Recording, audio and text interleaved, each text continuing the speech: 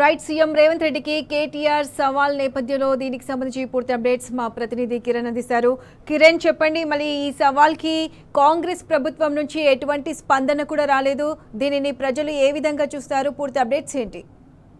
ఇప్పటికే BRS working president KTR ఏదైతే press club కు రావాలని సవాల్ విసిరినటువంటి నేపథ్యంలో దీనికి కౌంటర్ గా ప్రెస్ క్లబ్ కు రావాలని 72 గంటల సమయం ఇచ్చారు. కానీ ప్రెస్ క్లబ్ కు కాకుండా అటు సిఎల్పి కార్యాలయానికి వెళ్ళినటువంటి సందర్భం అయితే మనకు అనిపించింది. కానీ బీఆర్ఎస్ వర్కింగ్ ప్రెసిడెంట్ ఇచ్చినటువంటి సవాల్ మేరకు రేవంత్ రెడ్డి ఢిల్లీ పర్యటనలో ఉన్న భాగంగా తాను కూడా రాలేదు, పూర్తిగా తాను తప్పించుకొని వెళ్లారంటూ కూడా ఇప్పటికే బీఆర్ఎస్ వర్కింగ్ ప్రెసిడెంట్ కేటీఆర్ చెప్పినటువంటి సందర్భాలు కనబడుతున్నాయి. రైతు రాజ్యం అంటూ చెప్పుకుంటున్నటువంటి కాంగ్రెస్ ప్రభుత్వం ఇచ్చినటువంటి ఏ ఒక్క హామీని కూడా నెరవేర్చలేదు. దాదాపు 500 మంది రైతులు ఆత్మహత్యలు చేసుకున్నారు. ఎక్కడ కూడా రైతు సంక్షేమం కోరినటువంటి కాంగ్రెస్ ప్రభుత్వం రైతు ఆత్మహత్యలు ప్రేరేపిస్తుందంటూ కూడా తాను తీవ్రమైనటువంటి వ్యాఖ్యలు చేస్తున్నటువంటి సందర్భాలు అయితే కనిపిస్తా ఉన్నాయి. పెద్దలు కేసీఆర్ ఇష్టానుసారంగా మాట్లాడుతూ తనను వ్యతిరేకంగా మాట్లాడుతున్నటువంటి సందర్భాలు ప్రతి సభలో కూడా కేసీఆర్ ను విమర్శిస్తూ మాట్లాడుతూ తనను సాగు కోరుకున్నటువంటి విధంగా తను మాట్లాడుతున్నారంటూ కూడా ఆగ్రహం వ్యక్తం చేస్తున్నారు. దాదాపు 45 నిమిషాల పాటు ఇక్కడ ఏదైతే ప్రెస్ క్లబ్ లో ఉన్నటువంటి పరిస్థితి కనబడుతుంది. తాను రాకపోవడంతో తన మీడియా సమావేశం కూడా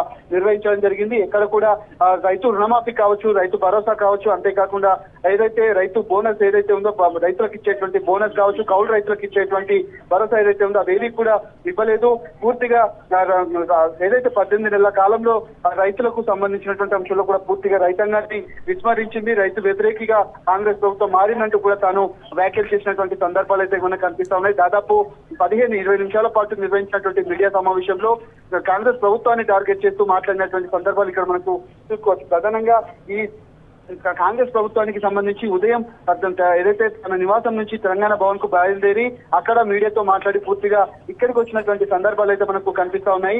ఈ నేపథ్యంలోనే పూర్తిగా బీఆర్ఎస్ వర్కింగ్ ప్రెసిడెంట్ కేటీఆర్ తో పాటు మాజీ మంత్రులు గంగుల కమలాకర్, అంతేకాకుండా ఎర్రబెల్లి దయాకర్ రావు, పూర్తిగా తలసాని శ్రీనివాస్ యాదవ్, మండలి ప్రతిపక్ష నేత సిరికొండ మధుసూదన్ చారి తో పాటు పార్టీకి సంబంధించినటువంటి ఎమ్మెల్యేలు కౌశిక్ రెడ్డి, సంజయ్ తో పాటు మిగతా నేతలు, ముఖ్య నేతలంతా కూడా ఇక్కడికి చేరుకున్నారు. భారీగా కార్యకర్తలు కూడా ఉదయం నుంచి కూడా వేచి ఉన్నారు. ఎక్కడ కూడా సామరస్యపూర్వకంగానే తాము ఈ చర్చకు సిద్ధమవుతున్నాము, అసెంబ్లీలో మాట్లాడదామంటే మైక్ ఇవ్వరు, పూర్తిగా ఎక్కడికక్కడ అడ్డుకునేటువంటి ప్రయత్నం చేస్తారు. తమ వైపు కెమెరాలు కూడా చూపెట్టకుండా అసెంబ్లీ చర్చకు రావాలంటే ఎట్లా రావాలంటూ కూడా తాను కౌంటర్ ఇచ్చినటువంటి పరిస్థితి అయితే మనకు కనిపిస్తా ఉంది.